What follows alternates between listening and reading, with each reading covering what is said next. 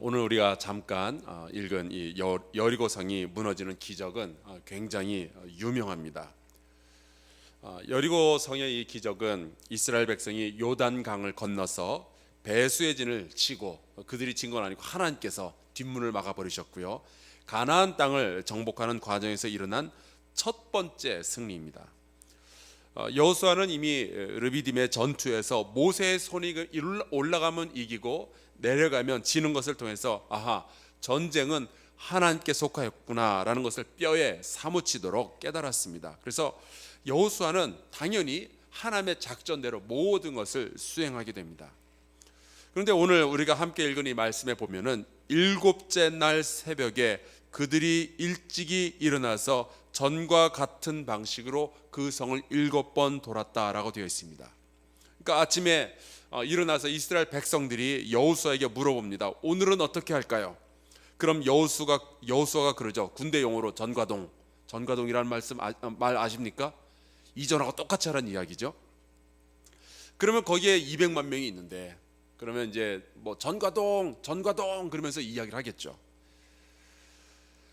지난 6일 동안 제사장들은 하나님의 상징인 언약궤를 메고, 또 7 제사장들은 나팔을 불고, 무장한 자들은 앞과 뒤에서 호위하면서 이 여리고성을 6일 동안 하루에 한 바퀴씩 돌았던 거예요.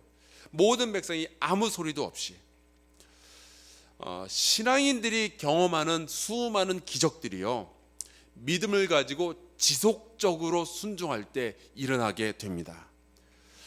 첫 번째 날 성을 한 바퀴 돌고 돌아왔을 때 아마 한 2시간 정도 이렇게 돌았을 것 같은데, 여리고성에서는 아무 일도 일어나지 않았습니다. 성문은 굳게 닫혀 있었고 성벽은 튼튼하게 서 있었어요. 두 번째 날도 같은 일을 했고 똑같은 결과였습니다. 저 같으면은 두 번째 날, 세 번째 날 이렇게 돌면은 대충 그쯤이면은 도대체 우리가 지금 뭐 하는 짓이냐라고 물어볼 법도 한데, 성경에 보니까 이스라엘 백성이 불평을 하거나 수군거렸다는 말을 하지 않았어요. 왜 그랬을까요? 르비딤 전투에서 보았거든요. 모든 전쟁은 하나님께 속하였다. 그들은 하루하루 여호수아가 준 지시대로만 순종을 했습니다. 근데 여러분, 놀랍게도 이 반복적인 순종이 여리고성을 무너뜨리는 기적을 만들어내게 됩니다. 히브리서 11장 30절에 분명하게 말씀이 되어 있어요. 믿음으로 7일 동안 여리고를 도니 성이 무너졌으며. 기적을 꿈꾸는 우리 모두에게 주시는 하나님의 교훈이 바로 이겁니다. 인내해야 됩니다. 주님은 가끔 굉장히 천천히, 우리의 생각보다 천천히 일을 하시죠. 우리는 기도의 결과가 당장 좀 나타났으면 좋겠다라는 생각을 해요. 하지만 종종 하나님께서는 우리의 믿음을 테스트하시기도 하고, 우리의 반복되는 일들을 통해서 우리의 인내심을 다듬으시고, 하나님과 우리와의 그 관계에 회복하는 이 오랜 시간들을 거쳐 가시는 것 같아요. 우리가 기도할 때마다 하나님께서 즉각 반응해 주시면 얼마나 좋겠어요. 제가 축복할 때마다 하나님께서 즉각적으로 반응하셔서 제가 뭐 재물에 풍년을 위해서 기도하면 갑자기 대박 나고, 투자 자금이 회수되고, 제가 손을 얹고 기도할 때마다 뭐 병이 팍팍 낫고, 그러면 얼마나 좋겠어요. 가끔은 하나님께서 그렇게도 해주실 줄로 믿습니다. 그런데 만약 주님께서 우리의 모든 기도와 우리의 모든 시도에 즉각적으로 응답해 주시고 소원을 이루어 주신다면 믿음이 무슨 소용이 있겠어요? 믿음은 앞이 보이지 않을 때 필요한 겁니다. 내가 얼마만큼의 믿음을 가지고 있을까요? 그게 궁금할 때가 있잖아요. 저 사람은 얼마만큼의 믿음을 가지고 있을까요? 궁금하죠? 믿음의 분량은 인내를 보아 알 수 있습니다. 인내가 곧 믿음이에요. 이스라엘이 그 정복의 함성, 승리의 함성 소리를 지르는 그 멋진 장면이 연출되기까지 앞선 6일 동안에 침묵의 여정이 있었다는 것을 꼭 기억하시기를 주의 이름으로 축원합니다. 우리가 하나님의 계획을 신뢰하고 우리에게 주어진 그 사명을 묵묵히 감당하며 인내함으로 반복하다 보면 언젠가는 우리가 승리의 함성을 지를 기적의 날이 다가올 거예요.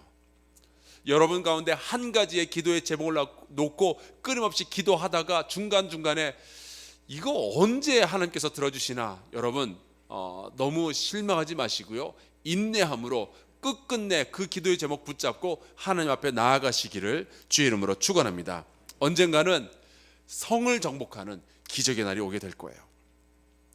그런데 오늘의 이 말씀을 읽다 보니까 이 이스라엘 사람들에게 여리고성의 정복보다 더 중요한 일이 있겠구나라는 것을 볼 수 있었습니다.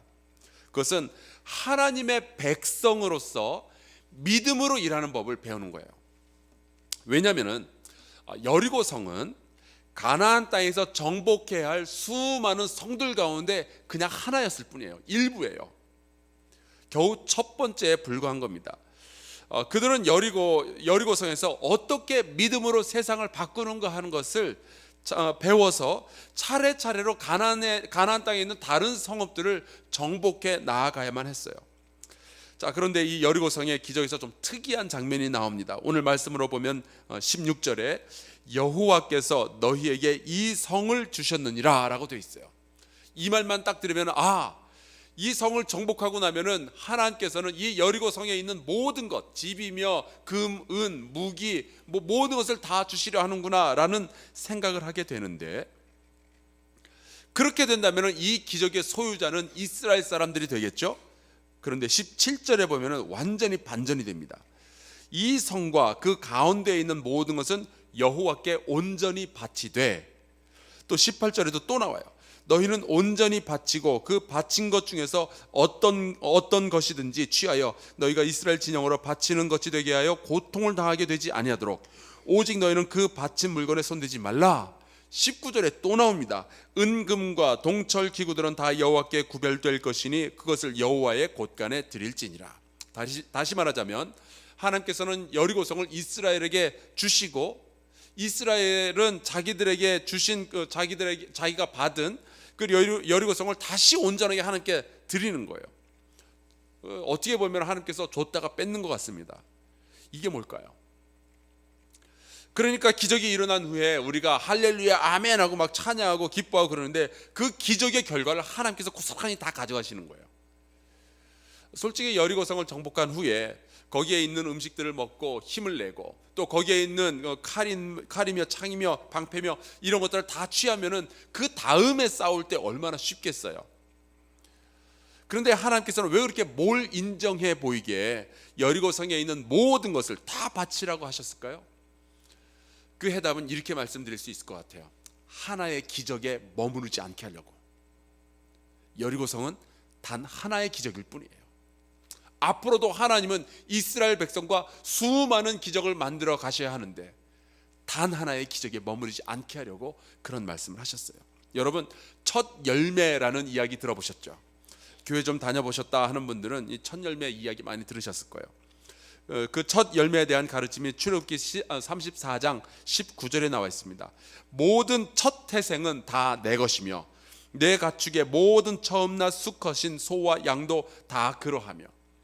그래서 이스라엘에게 있어서 이 첫 열매는 항상 하나님께 드리는 것이었습니다.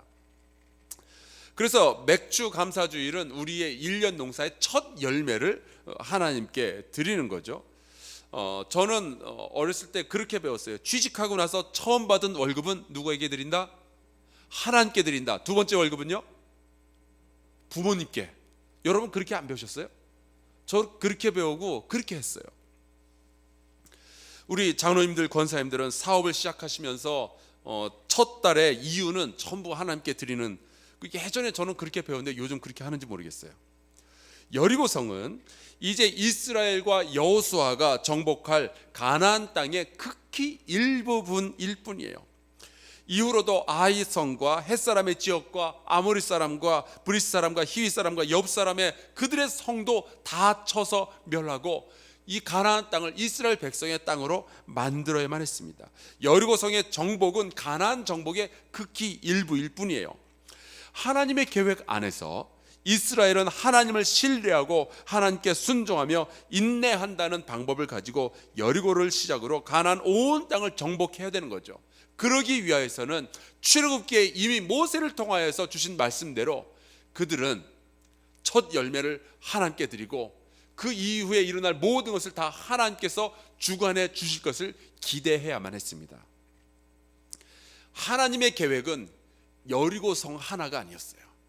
어마어마하게 큰 이 가나안 땅 전체를 이 여호수아와 이스라엘에게 주시는 거였죠. 그런데 이 계획을 이루어 가는 데 있어서 가장 중요한 것은 그들의 무기나 그들의 능력이 아니라 오직 주 여호와 하나님만을 그들의 왕으로 섬기며 그 하나님께 복종하는 것이었습니다. 어떠한 일이 있을지라도 하나님은 나의 주인이시다, 나는 어떠한 상황에서도 하나님의 명령을 따르겠다 하는 고백을 하나님께서 요구하신 것이고, 그것이 이 여리고 성에서 취하게 된 모든 것을 몽땅 다 하나님께 바치라 하는 그 명령에 포함되어 있었던 겁니다. 하나님께서는 이스라엘이 어떠한 경우에서도 인간적인 무기나 전략을 의존할 것을 원치 아니하시고 오직 하나님만 의지하기를 원하셨습니다. 여기에서 실패한 것이 그 바로 다음에 나오는 아이성의 전투였어요. 사랑하는 성도 여러분, 우리가 꿈꾸는 대부분의 기적들은요, 주님께서 우리를 위해서 세워놓으신 거대한 기적의 극히 일부분임을 우리가 인정해야 돼요. 이후로도 우리는 할 일이 너무나도 많고, 또 하나님은 우리 여러분 한 사람 한 사람을 통하여서 하나님의 그 지경을 넓히기를 원하십니다. 그런데 그 일을 하면서 사람의 방법에 의존하면 하나의 기적에서 그냥 끝날지 모르겠으나, 하나님의 능력에 전적으로 의지하면 반복적인 순종을 통해서 인내를 가지고 순종하는 가운데 하나님께서는 언젠가는 우리가 상상할 수조차도 없는 어마어마한 기적을 우리의 가정을 위하여서, 우리의 자녀를 위해서, 이 교회를 위하여서, 그리고 대한민국을 위하여서 이루어 주실 거예요. 한사랑교회의 기도의 용사 여러분, 하나님만을 의지하시기를 주의 이름으로 축원합니다.